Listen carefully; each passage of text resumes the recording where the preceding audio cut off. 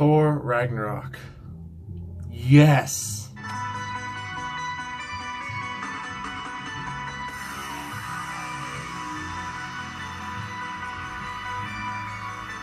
What can I say about Thor Ragnarok in the most non-spoiler-esque way?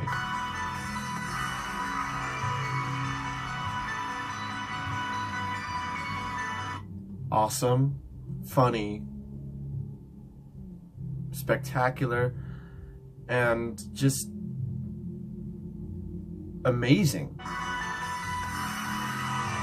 I almost stopped the song, sorry. Anyway, that I've been wanting to make this review for a long time, and I haven't been able to do it because of like time constraints and like just, you know, but I have finally been able to come to this review. So here is my review on Thor Ragnarok. Let's get into it. And the first half of this review will just be like thoughts on the film and non-spoilers, and the second half of it will be spoilers, obviously. So, thoughts on the movie. Oh my gosh, this movie is so like out of the ordinary. It's like, okay, it was like when Guardians of the Galaxy first came out in 2014, and you know, everyone was like, oh wow, that looks amazing. It was amazing. It was a hit success. It was a classic for me. And you know, it was funny, it had the right jokes, the music, the soundtrack was beautiful, and it was visually amazing. And that's what Thor Ragnarok brought to the table. And you know, the past Thor movies, I didn't really like the first movie, even though I kind of like, I was like okay with it, but it felt short. And then I liked the second one because it had like, you know, some of the actors that I know, like what was his name? He was from Doctor Who. He was in Thor: The Dark World. It was, oh, Christopher Eccleston. I really like that actor, and I've seen him in some other films, and like, and now this film, the cast is so much bigger. It's so much bigger. It has Kate Blanchett, Mark Ruffalo, who's in there, Jeff Goldblum, and I was super excited. Carl Urban, Tessa Thompson, Idris Elba, who has been in some, and you know, just to see this cast just become something different. And with the running time of 2 hours and 10 minutes, it's not that long of a, well, it is pretty long considering it's really well paced. That's why it felt not too short, not too long. And the director who plays Korg, his name is Taika Waititi, is so funny. He is so good at this film. He's like just utterly like, I don't know, his comedic timing is like perfect, because there's this one part in, oh, I shouldn't tell you this, I'll get to that in the spoilers, but I'm just saying, it's so good. It's so amazingly, like, jaw-dropping, and then there's so much, like, fan service to, like, Marvel fans, and, you know, to, like, people who are a big fan of the comics and everything, and to see that, you know, these, people have actually taken, you know, Thor somewhat serious now, well, in a way, because they kind of they did something different, which I really did like. They did the Planet Hulk comic, and even though Mark Ruffalo says there's gonna be a Hulk film coming soon or in the later future, that may never happen, considering the fact that Universal Studios has the rights and owns the, you know, copyrights to the Hulk name. But who knows? I have complete faith into this, because after seeing what they've done with the Planet Hulk comic, considered, like, you know, they took the gladiatorial Hulk and put it into a film that we've wanted to see in a long time on a big screen, is amazing. The Hulk looks amazing. I'm just saying right now. And my rating for this one, 10 out of 10. Yes, I give it a 10 out of 10. Because this film, out of all Marvel movies, is the most funniest, the most visually spectacular, and the most colorful. Guardians of the Galaxy is a very colorful film from the first and the second one, but this one takes it to a whole new level. They go to a planet called Sakaar, which is mentioned in the trailers, and you see Jeff Goldblum's character, and it's just like, oh my gosh, you know, like you first see it, it's like, what? You know, it was so mind-blowing, it's so mind-bending, and I'll get to that later. There's a really interesting scene concerning one specific character. So, and throughout the course of this film, you're at the edge of your seat, you're left wondering, you're left puzzled, you're curious, you know, you don't know how to feel about this, and it was so like, anyway, like, yes, I would give this movie a 10 out of 10. You know, I'm a huge fan of Marvel and DC, and you know, I've read some of the comics, I've read almost, not all of them, I'm not that patient, but you know, I'm like, look at my room, I have posters everywhere of DC and Marvel. Marvel's right here, by the way, this one. And just to like experience this kind of thing when I'm young, I mean, you know, like when I get older, I'm pretty sure I'm gonna be like, oh, I remember seeing that. But just for now, seeing this film makes me feel like a kid again, reading those comics long ago when I was at like my local bookstore. I was so amazed at like how they were able to take the colors from a comic and bring it to life onto the big screen, and it was like, oh yes, please. And you know, there's such fan service in this film.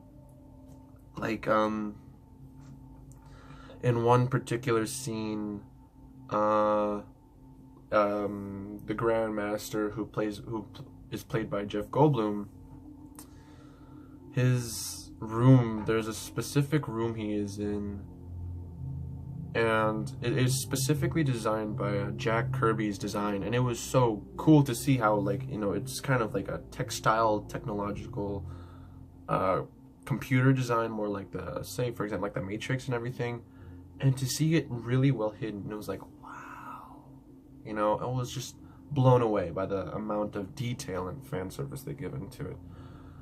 What else can I say before I get into like major spoilers into this? I'm trying to like release everything, and I feel like this movie, okay, for those who still haven't seen it, I've seen it a long time ago, I've seen it actually before it came out. My local Miramar base has a really good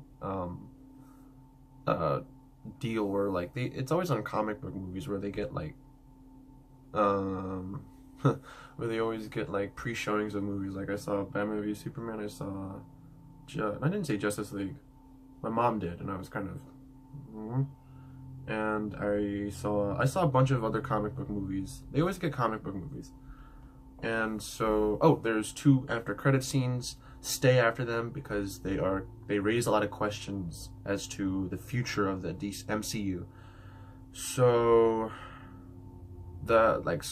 just watch it. Just watch it, because this movie deserves deserves your viewing. Oh, there's something in that. Deserves your money, your time, because if you're a fan of like Marvel and everything, you will love this film. My mom loves this film, and my dad likes this film. I love this film. So, and there's so many, oh man, there's so many cameos in this film. Not just Stan Lee. You'll find out. I'll tell you in the spoilers. But so far, I should probably get to the spoilers review. So yes, I will give this movie a 10 out of 10. Go out and see this film. Do not like go to the don't read any reviews, because like I mentioned in my Justice League review, like critics somewhat aren't really fond of you know, comic book movies. But you know, go out and see it. Don't listen to Rotten Tomatoes actually kind of makes sense because it's a 92 at the moment. But yes, go out and see this film and enjoy it, because this movie is like, I want to see this again. I mean, it's past like the movies, or I think it's still in the theaters, but still, I want to see this again over and over again. I'm gonna buy this. I'm gonna complete the trilogy of the Thor. Anyway, that was my thoughts and opinion on the Thor Ragnarok review. And if you're gonna stay for the spoilers, please stay. And if you're not, thank you for watching, and see you on the next movie review. Bye-bye. Okay, now on to the reviews. I have them right here. So, in the beginning of the film, we see Thor fighting off Sultan, who is the kind of figment of, well, like a fiery god who can impose Ragnarok, the end of all things, as so Thor says. So the only way to stop Ragnarok is to stop Sultan. So then, you know, as the Thor cliche goes, he stops every big monster, and, you know, he comes back to Asgard and sees Loki disguised as Odin, kind of loathing in the goddess, or in the godly power.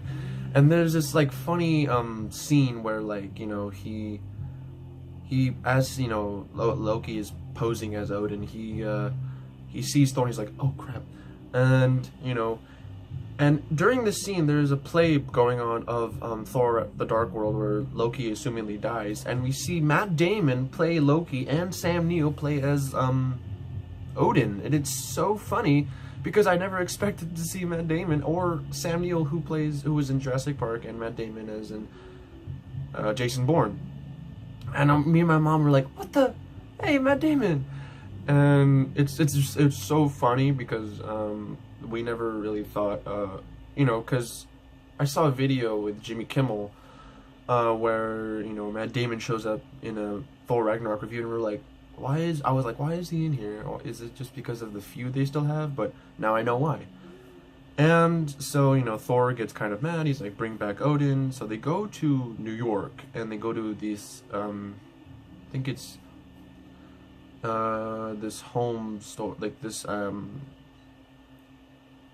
elderly home, and it apparently it's been torn down. And this is where I get to the mind-bending part. We get to see a character whom I really love and cherish, and that is Doctor Strange. And we finally get to see hold on, I'll be right back. Sorry about that. What was I? Doctor Strange. Okay, so like, yeah, we see Doctor Strange, and we finally get to see you know, two characters in the Marvel Cinematic Universe that, like, I want to see interact, other than, like, you know, Guardians of the Galaxy with the Avengers. But, like, you know, Doctor Strange comes in and he's like saying, why are you here? Why have you brought Loki here? You do realize he's, like, kind of a known terrorist into this world. And, you know, seeing them interact was so, what's the word that I had? Superb. Because the way they act, it's like they kind of had this mutual respect for each other. At the same time, there's, like, that kind of, I don't like you, you know? I mean, Thor and, like, him have that kind of mutual, like, I guess, but with, like, Loki, it was so funny because Stephen Strange put him in, like, this kind of loophole. Ever played that game called Portal, and you just open one portal on the ground and one portal above it? That's what he had him go through. It was like, he's been falling for 30 minutes, he says. It's so funny. And so, you know, Doctor Strange helps Loki and Thor help find Odin. And he was in this, he was somewhere in Norway, I believe. And they find him, and sadly, though, he dies. Yeah. He explains that his time is about to come to an end. After you know, he goes, you have to fight whatever comes through the outside portal or something. And you know, he passes away, and it's kind of sad because I wasn't expecting that. And after he dies, Cate Blanchett character Hela comes back and says, kneel before your queen. And it's like, ooh, now we know where Loki kind of gets that idea, where it's like, kneel. So then, you know, we see them, you know, fight. We see them kind of go through that whole, and he breaks Mjolnir. And then, you know, how, you know, they try to go through the Bifrost, there it is. And what do you know?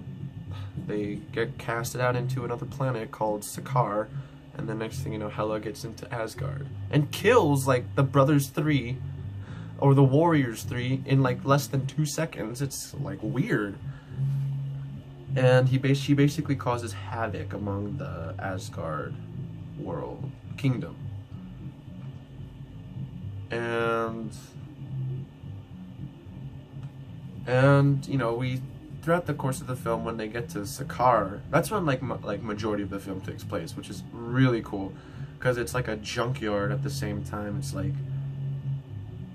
a gladiatorial state where, and then we see Jeff Goldblum's character come into play, where he kind of recruits Thor to become one of his contest of champions, right? Is it the contest of champions, or is it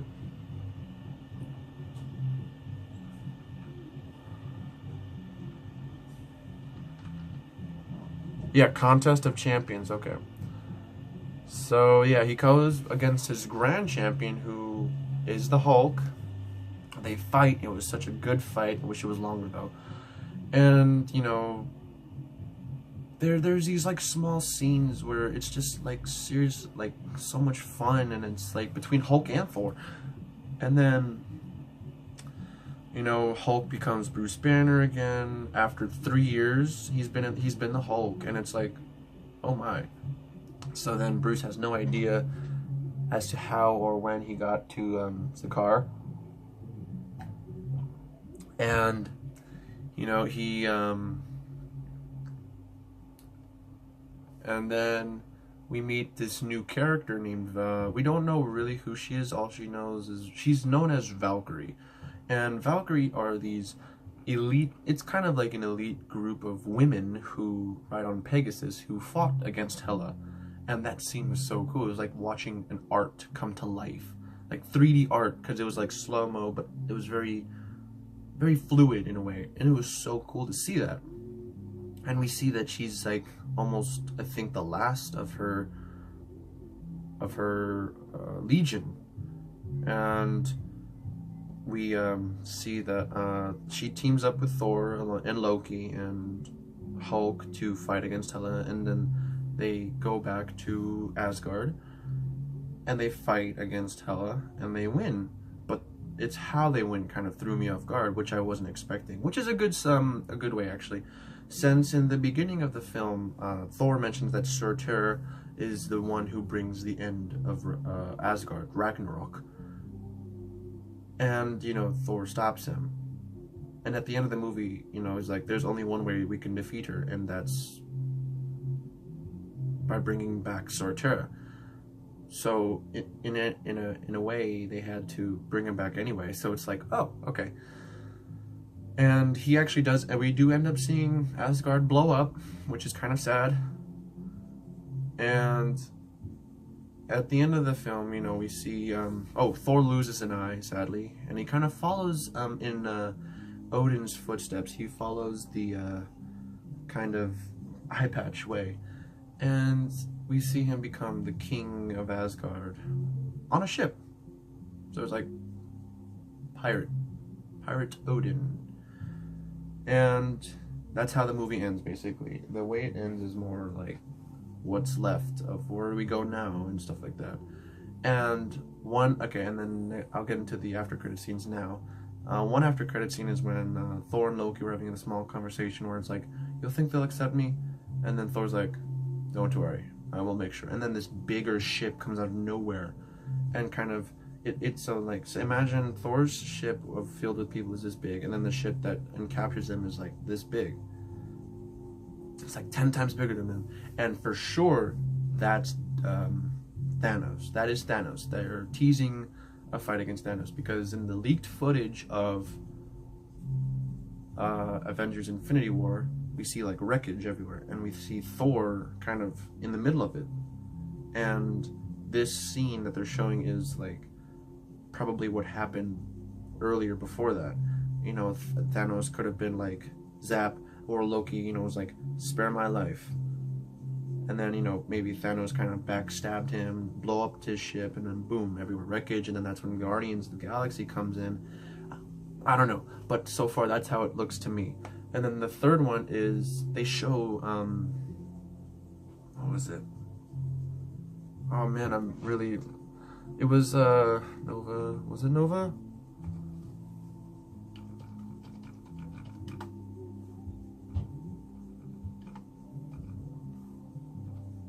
Oh man, It was...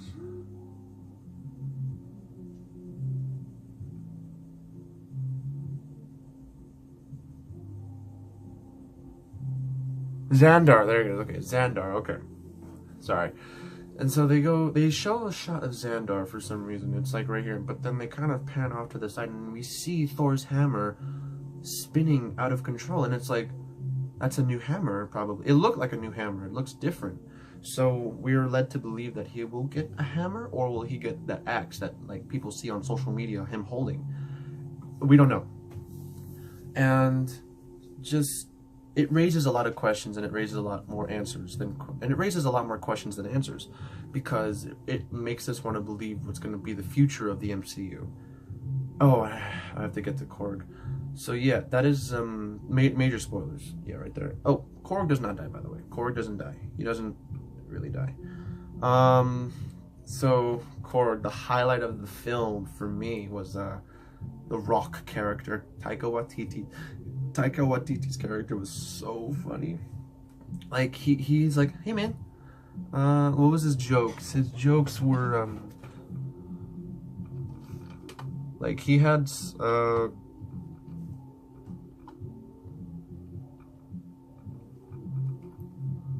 I don't know. I'm trying to see here.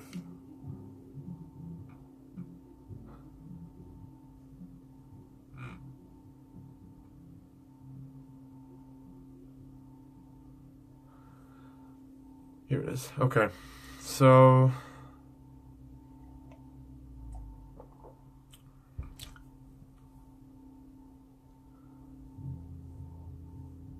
what? Go. I don't know, my computer's kind of going haywire. Here it is. Okay. I got it.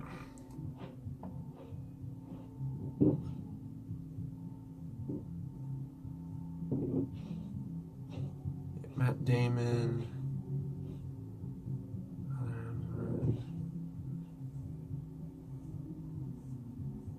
So yeah, one of the jokes, he's like, "Hey man, I'm made of rocks, and don't worry, I will win against rock paper scissors, or if you're paper or scissors." And he said he does something like with the rock paper scissors joke, and the way it's not funny, but the way if he explains it, it actually ends up becoming funny, and it's so like. And then there's another one where Korg is holding up Meek, which is another character from the Planet Hulk storyline, and you know, Thor asks Meek, "Where are you from?" And then Korg goes like, "Oh, I think he's dead." And he's like, and then Thor's like, "What? How?" And then Korg says, "I accidentally stepped on him. I've carried him because I felt so guilty that I killed him." And then he wakes up and is like, "Oh, Meek, you're alive. Where are you from, Meek?" And it was so funny just to see him, like, you know, and to see him become more of like this kind of comic relief. And he also really has like kind of fun fight scenes in a way. Anyway, like I'm trying to find more stuff to talk about in this movie. It's like, I think I'm gonna just end the review right here because I got nothing else to say. Anyway,